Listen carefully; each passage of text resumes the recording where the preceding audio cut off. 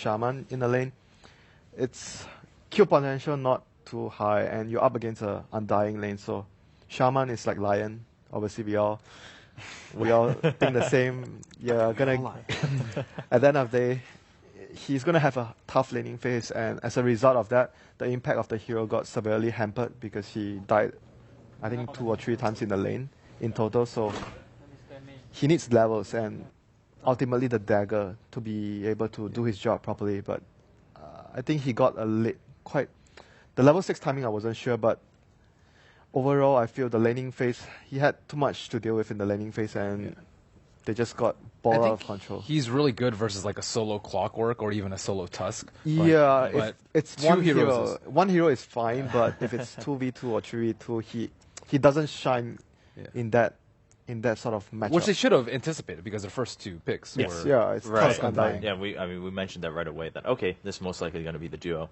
So actually, it's not really exploiting a weakness. They just like kind of picked into it.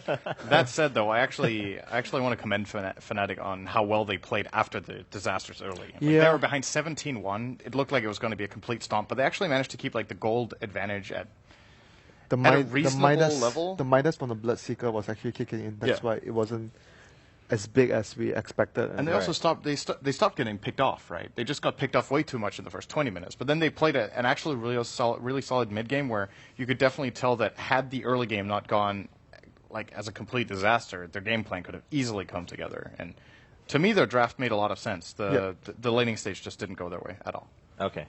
All right. Now, just because we've been focusing here and there on certain picks, obviously Undying was the theme of the day for yesterday.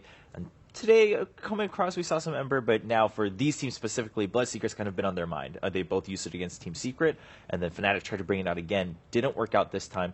Do you think it's still something that's going to be in high contention, or at least both teams are going to be a little aware of it? Or, I mean, on IG side, they just went against it. I don't know if they'll be too worried. What are your thoughts, Winter? I think the hero itself is a little similar to Viper in the sense where he has a job to dominate the lane, and he has to have a good start.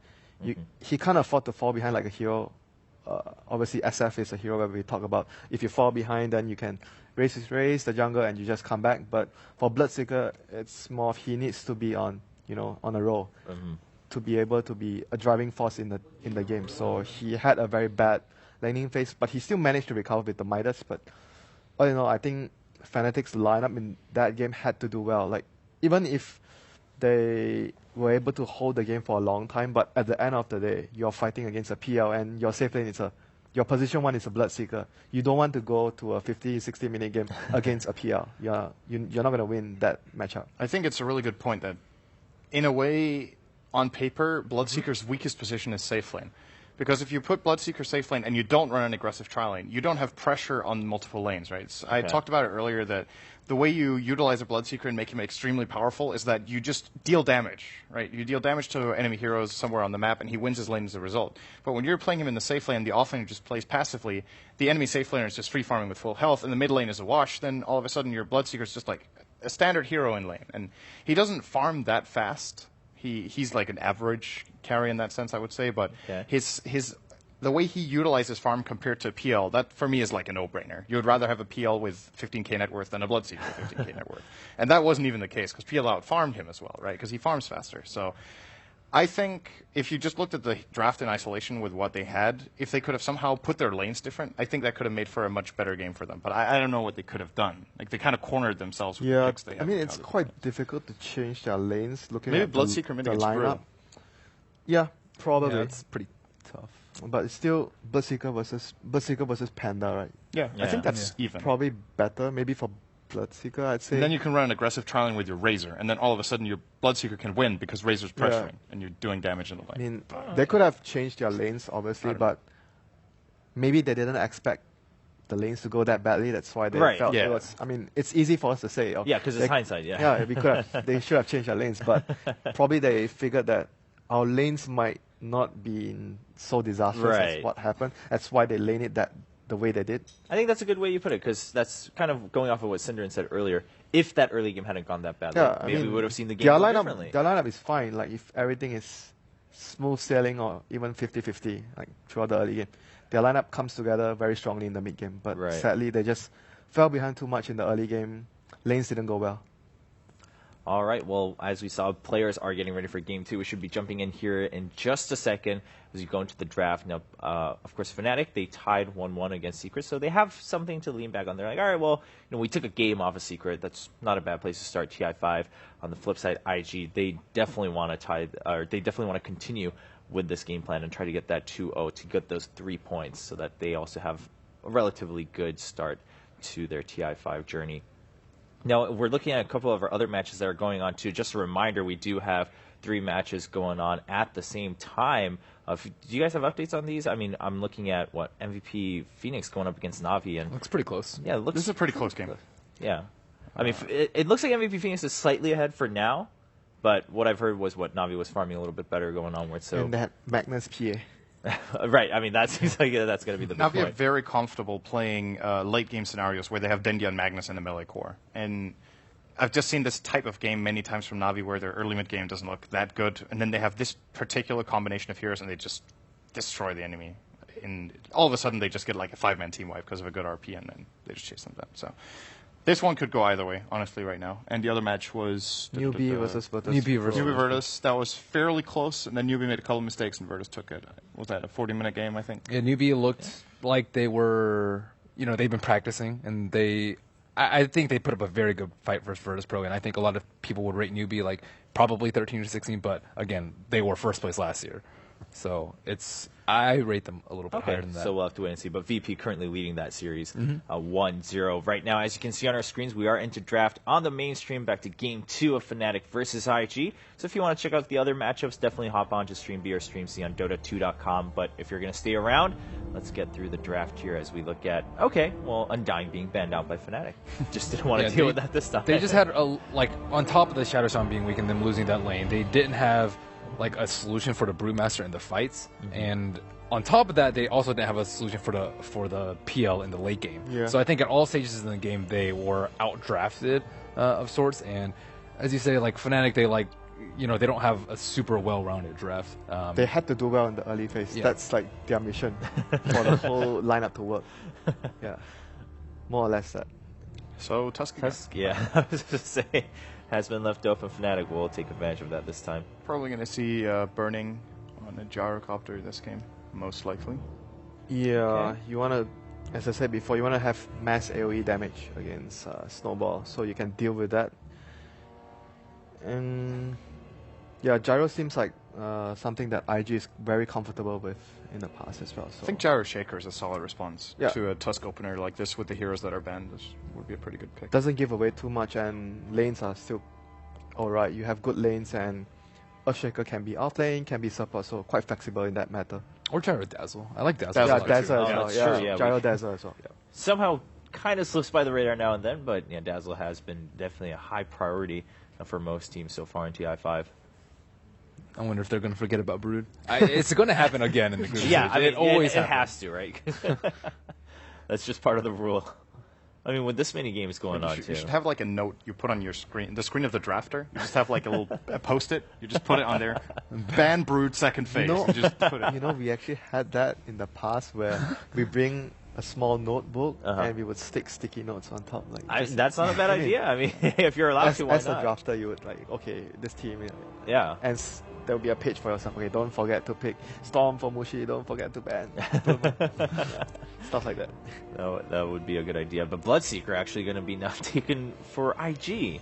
That's a bit surprising. Huh. That's not what I was I'm actually pretty surprised about that. Was that the same opening they did versus Secret?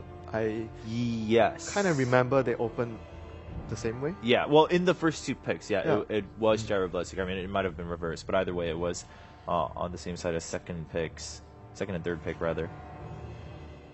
So the idea of having Bloodseeker versus Tusk is he snowballs in with his team, you silence them with your bird, right? It's actually pretty nice, and you have cooldown too. There's Yeah. two really good response abilities to have. Yeah, but at the same time, you can just wait until he ruptures and blood rights and then snowball everyone and avoid so much of the damage. Then Snowball would Yeah. be used against Bloodseeker. Yeah, it works both ways. That's how Snowball always is. It's never bad. You can Yeah. always dodge something. That's why he's first pick. Yeah, Right.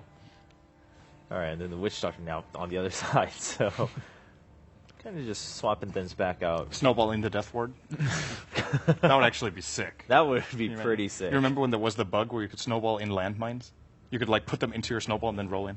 That was really, really good. That got hotfixed. That was sick. Wow. Yeah, because they counted as a unit, and you could like Okay. pick up units, right? All right. Wow. Okay. Well. The real nightmare. The real nightmare. Yeah, That's the worst. that is the worst case scenario. That sounds pretty bad. And just so we're clear, Broodmother does get banned out. So Fnatic is like, okay, we are not dealing Yeah. with Mother. They don't want to give that up. Do you think they'll spring for a Zeus again, or what other? Do you think that Bloodseeker is suitable for Ferrari's playstyle, or do you think they should put it on? Anyone I actually else, think or Bloodseeker Lua? is more suitable for their position 3 player Lua because he's more of the utility type of player, and Ferrari, you would want to give Ferrari a hero that can carry or flash farm and be as a backup core or something like SF. SF is obviously not in the pool, or a Storm, like someone that can carry the game himself. Like Bloodseeker, you can definitely snowball, but it's not as strong as like a SF or a Storm. Okay. Well, Storm being banned out by IG. Taking So they don't want them to have tools to jump the gyrocopter. Right. Do IG have faith in their draft against Secret and just go for the Zeus again? It looks well, okay so far.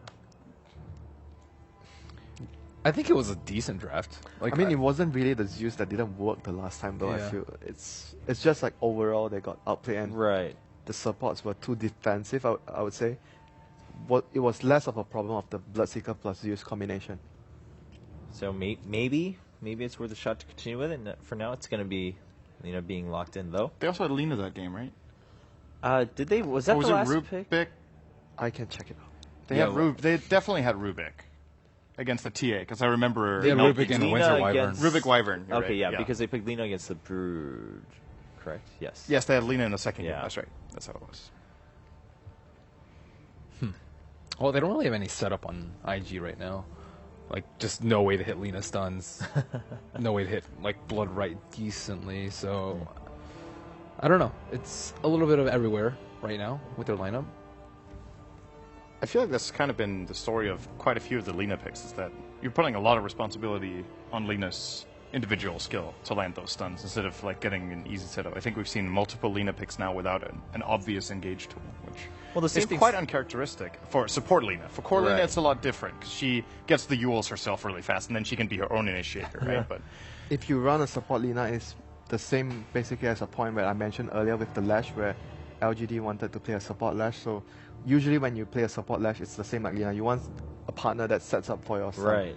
Otherwise, you're just like, okay, I'm going to try and roam, but no one's there to set up my stun. Like what Sin mentioned. If you're caught, obviously it's not a problem because you will have the use scepter at a decent or good timing.